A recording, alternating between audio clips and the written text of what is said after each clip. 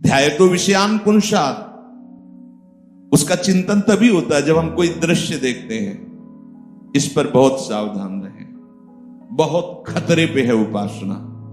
ये जो मोबाइल है सबके पास है, छोटा है गले में टांगेंगे, बड़ा है गले में, गाड़ी से उतर रहा तो मोबाइल है, रिक्शा चला रहा तो मोबाइल है। धन्य है कलयुग महाराज की चाल, सबके पास, घर घर कई, एक एक के पास कई, फुर्सत नहीं देगा वो, क्योंकि कलयुग में बहुत कम समय में भगवत प्राप्ति करने का प्रताप है। जो शास्त्र सम्मत जीवन और भगवान नाम निरंतर तो बहुत कम समय में, जो 10-10 हजार वर्ष तक हाथ उठाए दाहिने पैर के अंगूठे के बल खड़े मंत्र जप करते, 24 घंटे नाम जप से वो प्राप्त हो जाता है। 10,000 वर्ष वो 24 घंटे कलयुग में, पर 24 घंटे क्या 24 सेकंड भी का फुर्सत तुम्हें नहीं देगा वो। कुन जा रहे हैं साधु समागम करने, संत दर्शन करने, घंटी बज रही है। ऐसी घंटी बजती है प्रभु से विमुख करती रहती। आवश्यक हो तभी स्विच ऑन करो, नहीं मानते हैं आज की व्यवस्था में उसकी जरूरत है। वो गैस सिलेंडर लाना है तो आपका मोबाइल, कई बहुत सी है आजकल तो पैसे का भी वो हो गया है, लेन देन उसी से।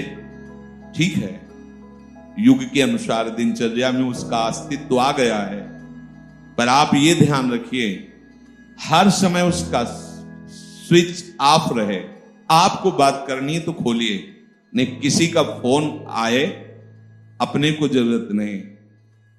बोले कोई समस्या हो गई, कोई ऐसा तो आप समस्याओं का समाधान करने वाले हरि का आश्रय लिए हैं, इसलिए आपको ज्यादा चिंता नहीं करनी। या तो फिर वो कोई मोड़ कहते हैं कौन सा हो, हाँ ऐसे उसमें कि भाई कभी ऐसा हो। अब हर समय कुंड कुंड कर रहा है, आपका चिंतन जा रहा है। पहली सबसे बड़ी हानि तो ये कि हम अंतर्मुख हो ही नहीं पाते। आप बाथरूम जाके बाहर निकलिए तो पहले लगे किसी को मैसेज तो नहीं आया, किसी और कंपनी का था। हमारा चिंतन बार बार चिंतन, समझो परमार्थ मार्ग के बार बार चिंतन। ऐसे घर परिवार वालों से दूर है लेकिन मोबाइल से नजदीक है और बढ़िया है, नहीं और क्या है, और क्या है, राधे राधे, तुम बोलो राधे राधे, हम घंटों चिपके रहते। ऐसे बात करने में तो नाम जप हो सकता है, लेकिन ऐसे बात करने में नाम जप नहीं होता, क्योंकि श्रवणेंद्री पूरी वहीं लगेगी और मानसिक उत्तर देने के लिए हमारा सब प्रोग्राम अंदर चल रहा है। अब ये बोलना है, अब ये बोलना है, पूरा का पूरा साधन चौपट करने का बहुत बढ़िया व्यवस्था है। अच्छा, अब मन नहीं लग रहा, गेम है उसमें, और मन नहीं लग रहा तो संसार है उसमें, जो चाहो सर्च कर लो, जो चाहो। अब कई हमने ऐसे नई अवस्था वालों की जब छानबीन की तो उन्होंने स्वीकार किया कि हम मोबाइल में गंदे दृश्य देखते हैं, कसम खवा के, डांट फटकार के। अब आप सोचो, जिन बातों का चिंतन सर्वनाश कर सकता है, भगवान आदेश कर रहे हैं, उन बातों को आप दृश्य में देख रहे हैं। अब आपका क्या होगा? गाढ़ चिंतन, बस यही लगेगा कि जीवन का परम लाभ यही है जो दृश्य देख रहे हैं। मान जाइए, ऐसी भूल कदापि मत करना। वृंदावन में बैठे हो, जिनसे गलती हुई वो भगवान सर्व सामर्थ्यशाली है, मिटा देंगे। आज जो भी हमारी बात सुन रहे हैं, कभी अपने मोबाइल में गंदा दृश्य नहीं देखेंगे, ये नियम लें। नियम का तात्पर्य होता शपथ पूर्वक उस बात को स्वीकार करना। ध्यान दीजिए, वृंदावन में हो, अगर नियम ले रहे हो और आप देखोगे तो बहुत बुरी दशा होगी आपकी, क्योंकि वो मार्ग ही बुरी दशा का है। एक नियम लो, मोबाइल से कोई भी शास्त्र विरुद्ध गंदा दृश्य हम नहीं देखेंगे। ले लिया? ध्यान दीजिए, सब बच्चा बच्ची, संत और गृहस्थ सब श्री जी को साक्षी करके वृंदावन धाम में ये नियम लो कि हम व्यभिचार संबंधी, गंदे आचरण संबंधी, भगवत विमुख करने वाले दृश्य बातें हम नहीं देखेंगे। ले लिया, अंदर से देख लो, क्योंकि पकड़े जाओगे। एक दृष्टि में ही तुम्हारा एक्सरा हो जाएगा कि तुम कहां हो। सर्व सामर्थ्यशाली प्रभु है। अगर फिर चूक करोगे तो तुम्हें कोई नहीं बचा पाएगा, क्योंकि धाम मां की तरह करुणा रखता है और श्री जी अपार वात्सल्य समुद्र है। इनको साक्षी करने के बाद यदि गलत कदम किया तो आप समझ लीजिएगा कभी दृश्य मत। ये बहुत ही घातक, बहुत ही नाशकारी बात है। आप लोगों को समझ में नहीं आ रहा। अरे जब शास्त्र आज्ञा करता है कि कोई पक्षी अगर मैथुन धर्म से युक्त हो, एक बार दृष्टि चली जाए तो प्रणाम करके दोबारा दृष्टि मत डालना। जब मछली में कोई अंग प्रत्यंग नहीं दिखाई देते और उनकी क्रीड़ा को देखकर महर्षि सौभरी पतित हो गए, तो आप ऐसे दृश्यों को देखकर कहां पहुंच जाएंगे।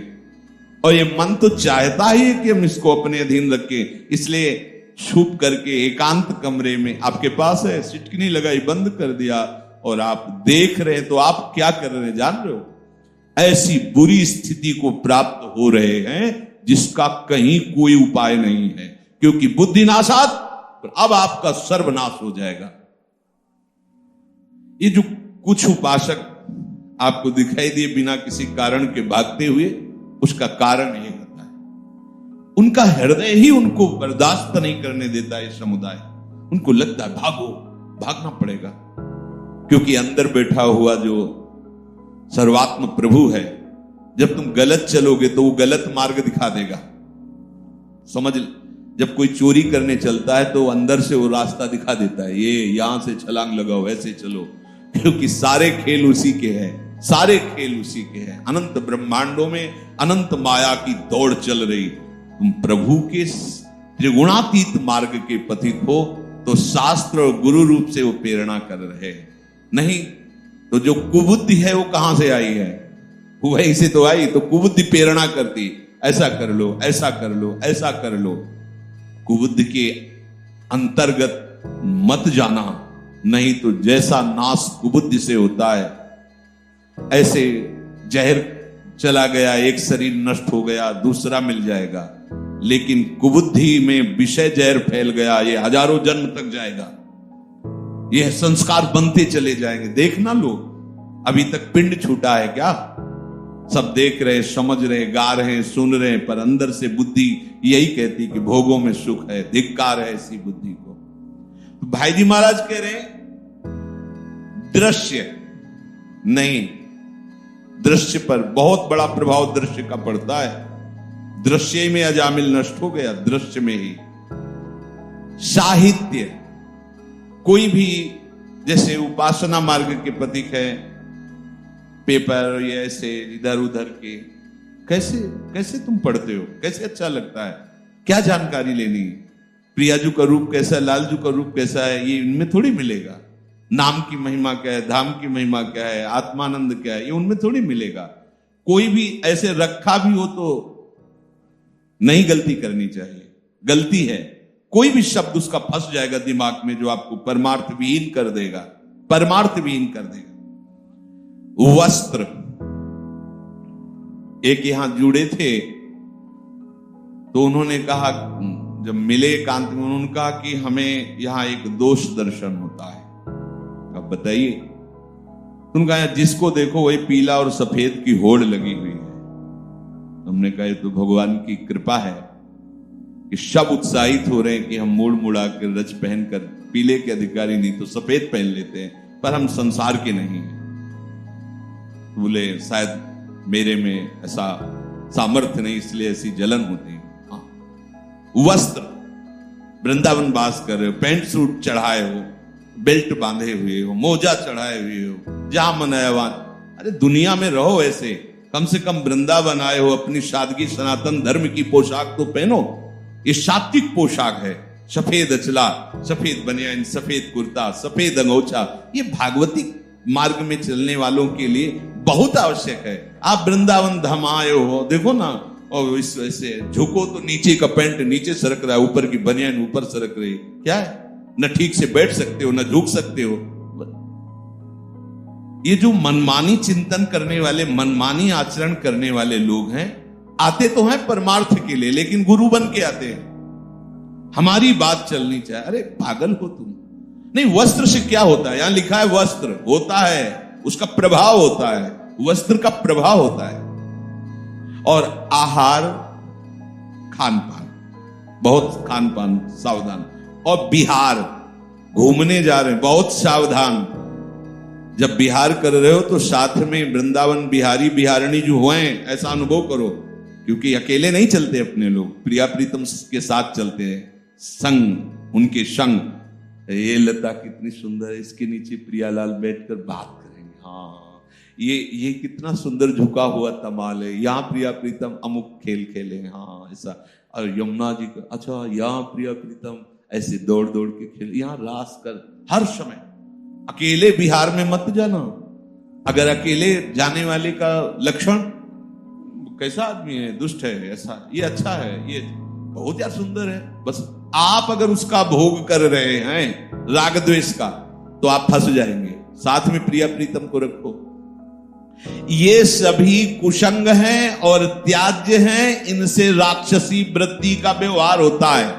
इनसे जिस प्राणी के, जिस पदार्थ के, जिस दृश्य के, जिस साहित्य के, जिस वस्त्र के, जिस आहार और विहार के प्रभाव से हमारा भजन छूटे, हमारे प्रिया प्रीतम का चिंतन छूटे, पवित्रता छूटे, सादगी, शास्त्र के अनुसार आचरण, धर्म के अनुसार आचरण छूटे, ऐसे किसी भी प्राणी, पदार्थ, वस्तु, साहित्य, दृश्य, आहार विहार का सेवन उपासक को नहीं करना चाहिए। तभी वो अपने चिंतन को बचा सकता है। अगर चिंतन बिगड़ा तो क्रिया हो ना हो, अंतःकरण तो वैसे ही मलिन हो गया। अब कह रहे हैं कि जब आप ऐसा नहीं करोगे तो आपकी बुद्धि विवेकवती होगी। बुद्धि विवेकवती हो जिससे ऐसा हो सात्विक सत्संग, मन इंद्रिय संयत हूं, उन पर चढ़े पवित्र प्रेम का रंग, संयम नियम धर्म सम्मत हूं, मन की वृत्ति भगवदाकार, सर्वभूत हित जीवन जिससे बने शांति सुख का आगार। ऐसे संतों का संग करो, ऐसे शास्त्रों का स्वाध्याय करो, ऐसे दृश्यों को देखो, ऐसा आहार करो, ऐसे वस्त्र पहनो, ऐसे भाव से विहरण करो कि तुम्हारा मन प्रतिपल धर्मयुक्त होकर प्रेम रंग में रंगे, भजन का उत्साह बढ़े। देखो ना, ये चमकीले धमकीले इधर उधर कटिंग के कपड़े पहन करके शरीर राग देखो कैसा बलवान होता है। सर्दी है, रोम रोम खड़ा कांप रहा, पर वो अंग प्रदर्शन करना है, इसलिए ये यहां से ऐसे वस्त्र। ये मत समझो कि वस्त्रों का प्रभाव नहीं होता, बहुत बड़ा प्रभाव होता है वस्त्रों का। सावधान, सात्विक वस्त्र पहनो। भाई जी ने, जिन्होंने उपदेश किया है, अपनी पत्नी अपने परिवार के साथ कपड़ों की होली लगवाई थी घर में।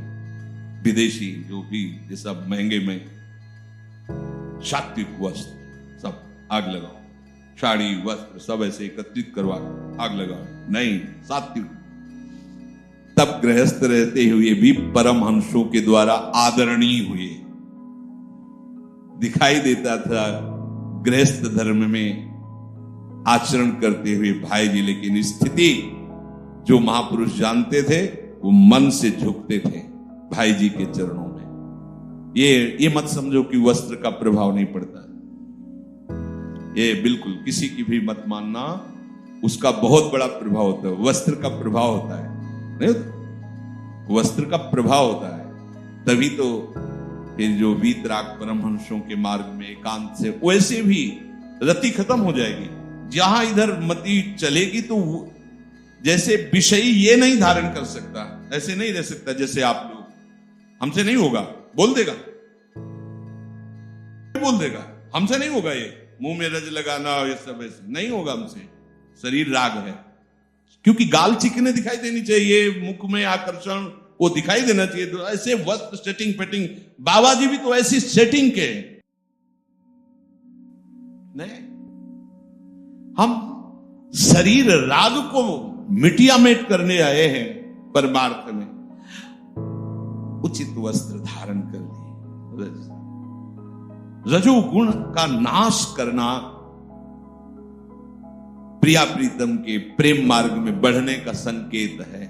बुरा लगेगा जो शरीर रागी है, पर अभी का बुरा आपको अमृत पान करने योग्य बना देगा।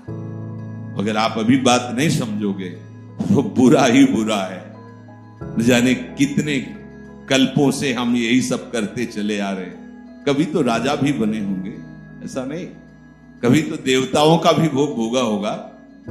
जब से सृष्टि हुई तब से चल रहे थे, सब हुआ होगा। क्या हाथ लगा? कुछ नहीं। अब संभाल लीजिए, जिससे हमारा विवेक बढ़े ऐसा संग करना चाहिए।